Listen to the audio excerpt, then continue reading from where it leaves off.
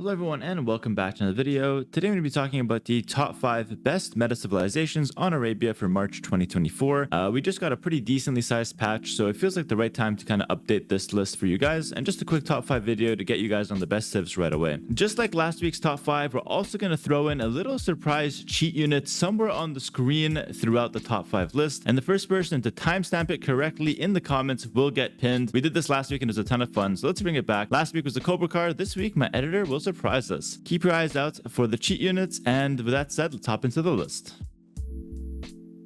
Starting off at number 5, we have a civilization that was just given a pretty big change. Now, the change is a bit like good and bad for the civ. The Georgians have obviously got back their plus 50 food at the start that they initially lost due to starting with a mule card. So now they have a standard start, on top of that the mule card. That is a very big buff, but it was counteracted by some nerfs to the Manaspa. They now train a bit slower and they don't stack attack as much. So Manaspa got slightly weaker, but only in terms of developing the numbers. They didn't get weaker in terms of stats or in terms of cost. So I would say overall, Jordan actually got a pretty big buff. At least that's the way I'm reading it right now. It's still too early to tell, but I think the civilization should jump to the top spots. Now, it is a little bit hard to play the civ because you're lacking, bombard cannons. You're also lacking like some archer techs in late game. It is a bit more of like a cavalry, gunpowder, halb civ, but I still think the civ is strong enough to reward the players that are good with it. And I think the next little buff that Jordan's got is the healing. The healing should be like super broken in feudal age. It got kind of like buffed per HP sort of thing. It got changed, but it got buffed overall, I would say. And now Georgians are healing a lot more once they get bloodlines in feudal age on their scouts. So in my opinion, just playing like scouts, super standard game scouts into knights with Georgians should net you a lot of success. If you have a low HP unit, you just run that back. It's super easy to kind of work with the units. The hard part about the civ is just the fact that you're lacking a little bit of options, but honestly, it's no big deal. You still get skirms, hand cannoneer, you still get really good upgrades on them. You still have a good amount of options. And yeah, I just think you have to work around no bombard cannons. I would say stay clear of Manaspa. In some cases, don't try to force it like you would before. It's not as strong of a unit now. It's harder to get to, but in late game, if you have multiple castles, you can still go for Manaspa. Just don't force it in early castle like we would before. I think playing scouts into knights with a bit of economy and a church, or even multiple churches in your economy, is the way to play Georgians. Play for the relics and spam with the cav. In late game, you can have, a lot of hussars, a lot of cav, Manaspa with that unique tech, the golden crown, making them take less room in the population space. It's still early to tell, but I predict Georgians to be a top tier civ this patch.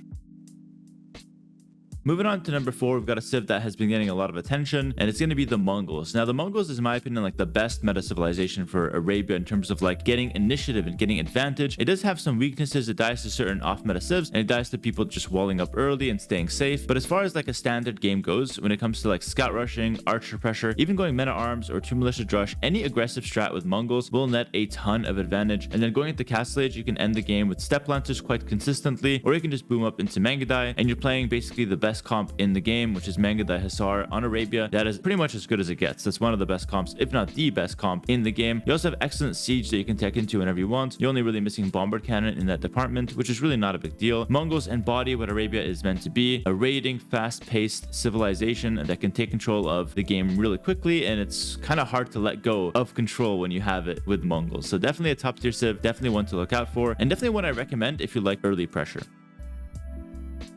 Moving on to number 3, we've got the Portuguese. Now, Portuguese have been at the top of my list for a little bit now. They're a little bit tricky to play, but I think if played correctly, they are one of the best archer civilizations in the game. The reason I say this is because they're an archer civ that can play archers from the get-go with extreme ease. You basically just do one lumber camp and put like 7 or 8 vills, and then instead of making a second lumber camp, you just go to berries with like 4 or 5 vills like normal, and that acts as like a pseudo second lumber camp. So Portuguese end up having a really smooth start pretty much every single game. It's really hard to deny berries, and you can just open scouts if you want to put some flash pressure, or you can just go archers from the get-go, build them up. They are cheaper, and you can go archers with a couple spears, stay safe, wall up, and once you get to Castle Age, the game really opens up for you. You got cheaper archers, you got cheaper knights, you got cheaper monks, you got cheaper siege. Everything is cheaper, and playing with gold units is just so smooth. It feels really good. You have the most powerful options on the table, and sometimes even mixing and matching like archers and knights, or knights, monks, and siege is the best way to go with Portuguese. If you like to play heavy Castle Age, that also leads into a top tier Imperial Feudal Age, Portuguese is your way to go. They also have some really nice off-meta strats, like going for Organ Gun all-in, or going for like a small feudal or an extended feudal into Fast and Fatoria, which I have showed off on Off-Meta Monday. So you don't have to play that like standard style. You can also mix it up with the Civ. But as far as playing standard, I think Portuguese is one of your best options, and you really can't go wrong just opening archers and walling up your base, waiting to Castle Age to really pop off. On top of it all, Portuguese is a fantastic late game. So even if you get to late game and you can't end the game beforehand, you're completely fine. You've got a ton of options, and your gunpowder is a super solid thing to lean on to close out games. Definitely recommend the Portuguese if you're looking for a lot of gold unit action. Next up at number 2, we've got a civilization that's been dominating the meta for countless years, and I still think to some extent it is up there. It's going to be the Mayans. Now keep in mind, you didn't see any like Franks on my Civ tier list here, or like my top 5 list right now. That's because Franks are good, but I don't think they're quite top 5. They're just easy to play and they're solid. They might be like, you know, number 6 to 12 around there for the Franks, just to give you an example. But the Mayans, in my opinion, are a little bit stronger because if you just play a standard opening like archers or archers plus eagles, which is standard for Mezzo, and it's actually a builder I'm going to bring to Patreon very soon. I've already done it. We're just waiting to fill out the document. But the Mayans, just playing a standard game, archers plus eagle, archer plus spear, will get you such a big advantage right off the bat because you start with an extra vil and your economy with Mayans is already top tier. So just playing a regular game of Mezzo with the civilization is fantastic. I put Mayans here over Aztecs and Incas just because Aztecs and Incas can be somewhat similar to Mayans, but they're a little bit trickier to play. Aztecs tends to want to lean towards monk play, maybe some monk siege pushes, some all-in eagles, and Incas want to go more towards like pike eagle and some slinger action sometimes. They're a little bit more complicated, whereas Mayans is your cookie cutter, bread and butter meta civilization. It just plays archers, plays eagles, and you can go into Arbalest, Plumed Archer, Eagle as your 3 main options in mid-late game. You can still do things like Monk Rush, you can still do things like a siege push or a forward castle, but you just don't have to. And this is why I really like the Mayans as a top tier civ for just playing a standard game and pulling ahead from playing consistent. And this is honestly what I recommend if you want to climb elo or if you want to just get better at the game. Sticking to a standard style gives you consistency and makes you replicate a strategy, you know, more often than playing something a little bit more risky or a little bit more, you know, off meta.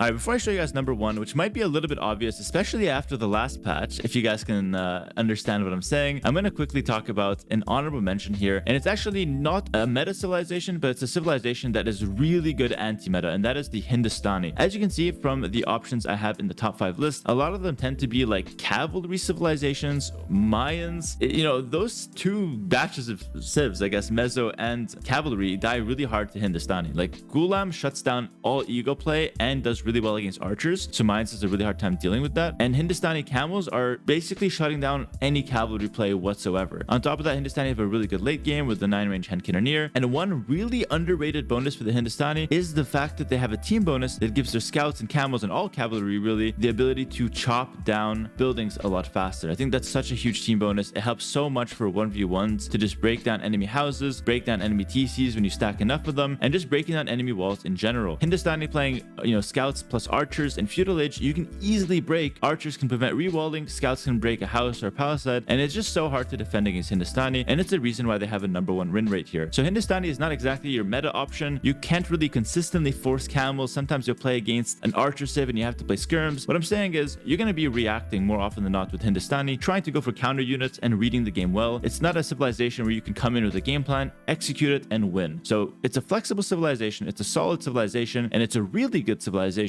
It's just not exactly a meta civilization that fits this list. Moving on to number 1, we've got pretty much the best civ in the game right now if played correctly, and that is the Chinese. I say if played correctly because honestly, the civilization is a little bit tricky to play, but with the new patch, we have a new function called the auto drop-off. Now, the auto drop-off is super easy to use. You just select your villagers, click the button, and they instantly drop food and go back to work instantly. Guys, this button is super broken, super solid. When I say broken, it means you have to use it. No more garrisoning to drop off food, no more manually right-clicking the town center, then right-clicking the food food to drop off food. From now on, when we're doing Dark Age builds, especially with the Chinese, you just select the vills, click that button, and that's it. I'm gonna do it. You guys watching this video, I hope you'll do it as well. That is the best way moving forward. I'm giving you guys the top tier advice from the get-go of the new patch to give you guys a good head start on your opponents in the ladder. Definitely be using that hotkey as much as you can. And then for the Chinese, that hotkey helps so much. Helps you get the initial food in because you start with 3 extra vills but no food. You get loom, you start dropping off the food as soon as you can, get that 7th vill right away. And if you can do it with very little idle time, you're going to be up 2 villagers and maybe even a bit more over your opponent. Like 2 vills plus a little bit more is crazy from the start of the game. That is such a big advantage. And this is why I say Chinese definitely the #1 meta civ, because if nothing bad happens, the 2 vills and a little extra, plus the fact that they start with an extra house because the town center gives 15 pop room, they just up so many resources and they can just get the feudal age. They can play archers or scouts very consistently. They could even play both pretty well, mix and match whatever you guys want. And once you get the castle age, you have camels, you have knights, you have crossbow. You can do crossbow camel, you can do crossbow knight, you can do knight skirm. Everything works for Chinese. They literally have nothing bad about them until imperial age, where they don't have bomber cannon and they don't have hussar. Literally the only 2 things that are like good options in Arabia to have. They're missing it, but they can easily get to imperial age with a good advantage, and all they have to do is close out the game. They also have their Chukunu if you want to go for it, which, you know, it's definitely a solid option sometimes, as well as solid bomber towers and scorpions if you want to really mess around with some different and unique options. Chinese, definitely the #1 civ, at least from my thinking right now. And I think it's just a little bit of a hard learning curve, especially with the new hotkey. But once you get used to that, it's not even a hard build to do. Like it shouldn't be hard with the new hotkey to do the Chinese start consistently. And I hope you guys would give it a shot. That's gonna be it for this video. Make sure to like, comment, subscribe if you did enjoy. Did you agree with my list? Did I miss any civilization? Definitely let me know your thoughts in the comments below. And as always, thank you for watching and have a good rest of your day. Peace.